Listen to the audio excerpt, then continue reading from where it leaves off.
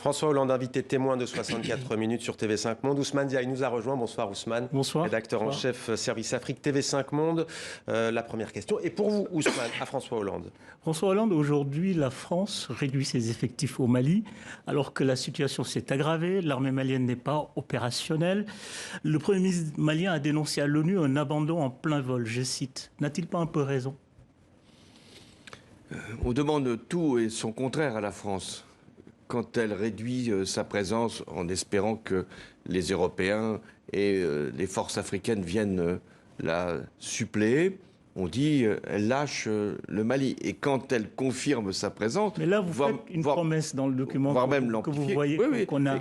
Mais quand elle promettez que la France va rester. Oui, et quand elle dit qu'elle va rester, on dit mais est-ce que ce n'est pas l'État colonisateur qui vient de nouveau chercher je ne sais quel intérêt. Donc, ma ligne, celle que j'avais définie d'ailleurs là, à Bamako, elle est toute simple. C'est de dire, nous resterons tant que les Maliens le voudront. Et tant que les pays du Sahel, puisqu'il n'y a pas que le Mali qui est concerné, en feront également la requête. Mais là, apparemment, les Maliens le veulent. Le Premier ministre malien déplore le départ des Français. Alors, s'il le souhaite, il faut qu'il le dise, peut-être encore plus clairement. Il faut qu'il évite de laisser penser que des mercenaires russes viendraient pour assurer je ne sais quelle sécurité d'ailleurs au Mali. Il faut qu'il y ait des paroles qui soient prononcées à l'égard de la France, qui ne soient pas des paroles de suspicion, mais des paroles de reconnaissance, parce qu'il y a des soldats français qui sont morts. Oui, pour le Mali. Parlons des paroles. Le président Emmanuel Macron a réagi vivement à ces critiques. Ses mots ont été très durs. Il parle de honte, de propos inadmissibles. Est-ce qu'il n'envenime pas la crise? Ne s'inscrit pas dans une escalade, au fond? D'abord, il faut peut-être rappeler que les autorités maliennes sont venues à la suite d'un coup d'État, même d'un double coup d'État. Donc c'est pas aussi simple qu'avec... Pour vous, il n'est pas légitime, le Premier ministre Choguel Maïga? Il y a eu des coups d'État, il y a eu une promesse qui a été faite de faire une transition vers les autorités civiles. Des élections en février? Je ne suis pas sûr que cette promesse sera tenue. Mais donc, il est normal d'avoir des exigences à l'égard de ces autorités-là. Ensuite, je pense que nous devons continuer le dialogue, faire en sorte, parce que il ne s'agit pas d'oublier la réalité. La réalité, c'est que même si les djihadistes ont subi des coups sérieux, même si beaucoup de ces chefs ont été neutralisés, il y a encore des femmes et des hommes qui meurent au Mali, des soldats maliens qui tombent.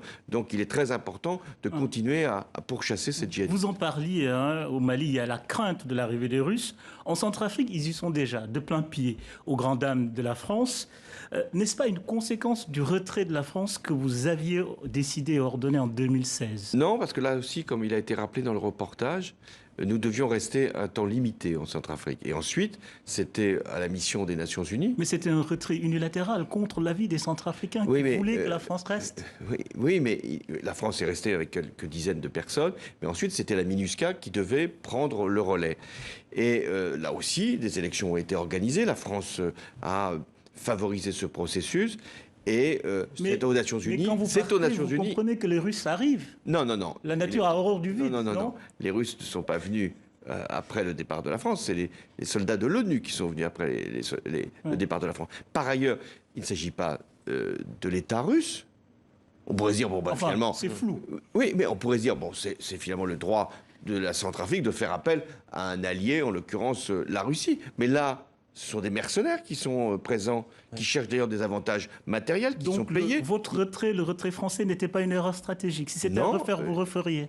Je pense que ce n'est pas à la France d'être toujours présente partout en Afrique, parce que sinon, elle subirait la critique que vous pouvez quelquefois lui adresser, de dire qu'elle vient chercher là à rétablir un ordre qui n'est pas le sien. François Hollande, faut-il, oui ou non, discuter avec les groupes djihadistes au Sahel? Est-ce que la seule solution militaire peut suffire? Là aussi, il y a eu des tensions entre Paris et Bamako.